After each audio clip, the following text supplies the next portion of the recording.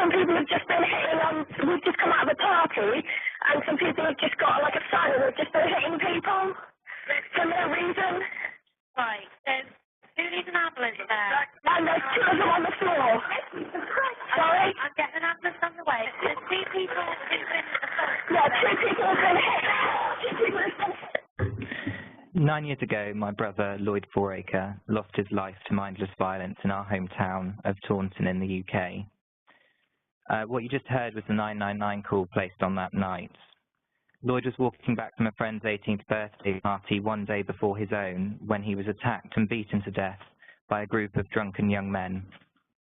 Lloyd's death devastated friends and family and also the local community. I heard about what happened about 1 o'clock in the morning when my dad called me from the hospital. He was crying. It's not like my dad to cry, so I immediately knew it was something significant, but I assumed it was maybe my mum or my grandparents. I wouldn't have expected it to be my brother. He said, "Adam, Lloyd's been attacked," took a pause, then said, "He's dead." Dead is just a word, but when you hear it in connection to a family member, that word becomes so cold, harsh, and final, like you can't do anything about it, so just accept it. I was told the police were going to come and collect me so I could go to the hospital to see Lloyd and be with my parents. I got up, got dressed, and wandered around the house in a daze waiting for the police.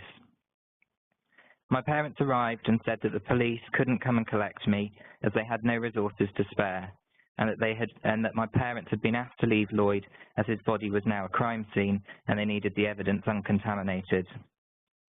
From there on, my life was just a blur. Endless days of family crying, and for me, answering the door to grieving friends and family who had come to pay their respects. I felt very much like the family butler, and as a sibling was very much overlooked.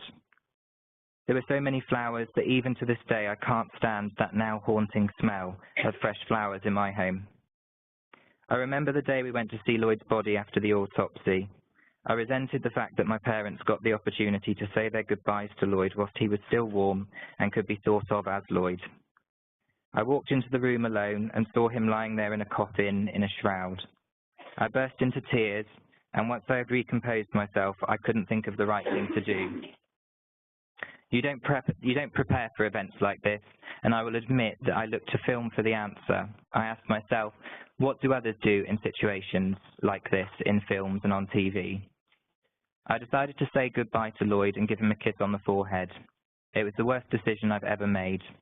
He was so cold, and I could feel the heat being drawn out of my body through my lips. It felt like my life force was being drained.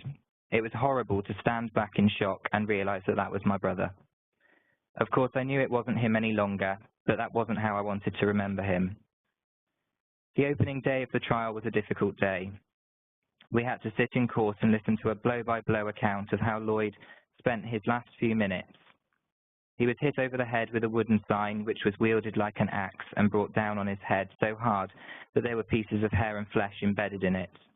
He was kicked in the face like a footballer taking a penalty shot and had his head repeatedly stamped on. It was horrific to hear.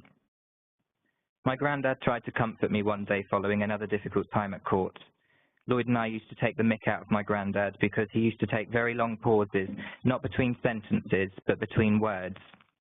He sat on the end of my bed trying to comfort me, and he was taking these very long pauses. Despite him trying his best, all I can remember thinking is, this is so funny, I can't wait to tell Lloyd about this later. Then it hit me. I would never be able to tell Lloyd this, and I would never be able to speak to him again. I worry about all of life's trials to come, more family bereavements and how I will cope without my brother there, and the celebrations he won't share in, the milestones in human achievement that he won't experience, the new chart music he won't hear, and the latest films he won't see. It really does have a lifelong impact. I can't imagine what it must be like for my parents to lose a son, to raise him, nurture him, watch and support him develop into the young man he became, and then to lose it all in a matter of minutes. But for me, Lloyd was all I ever knew, from my earliest memory and the oldest photo. He was a part of my identity, and so losing him has been like losing a part of myself. I wouldn't wish this on anyone, and it is now a case of learning to live with this empty hole in our lives and in our hearts. Unfortunately, Lloyd's story is one of many the world over. In the UK alone, there are 2.5 million incidences of violence each year, and each of those with the potential to end a life.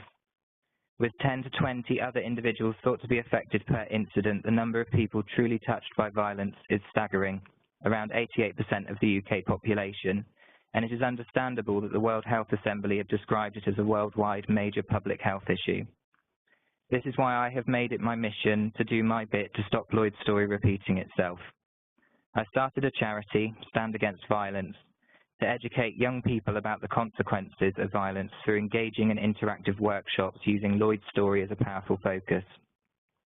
This work has been evaluated by the Centre for Public Health, and we have seen significant positive impact on young people with proven changes in attitudes towards violence. Now, 9 years down the line, we have reached over 50,000 young people across the UK, and this last 2 years has seen a big increase in the number of young people we have reached. Through our work, we have seen reductions in violence, bullying, and a general improvement in peer-to-peer behaviour. We have seen reductions in youth reoffending, and as one young person said, this has had an impact on my life that will stay with me for life. I hope that through this work, we can see a reduction and even an end to violence in UK communities, preventing more people losing their lives and families and friends devastated by their losses. If we can just make one person stop and think and choose not to engage in a fight, then potentially we have saved a life. I'm pleased to be amongst people such as yourselves today, people who really care about seeing an end to violence, to saving lives taken by these mindless acts, and to preventing families experiencing this needless grief. Thank you for taking the time. Thank you for caring. Just going to play a quick advert that summarises basically everything that we do.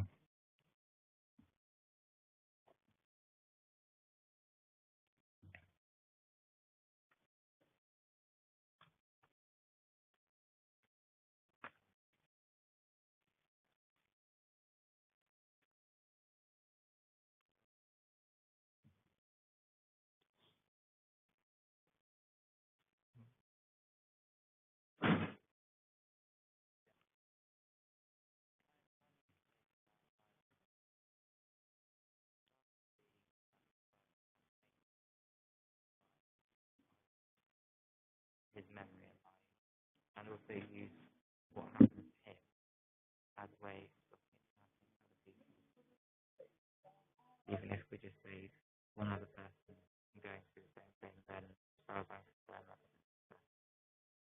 I'd love to see everybody saying, I don't want to live in kind of society, sure.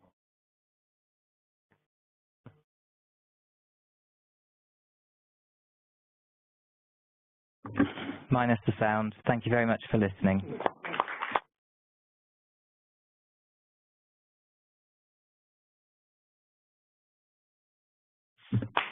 Thanks very much, Adam. I think even with the sound, the message came through. And thanks very much for sharing this very painful experience with all of us. I'm sure I can speak on behalf of the entire room that you have our utmost respect and admiration for turning this terrible tragedy into an effort to spare others the same loss. Thank you very much.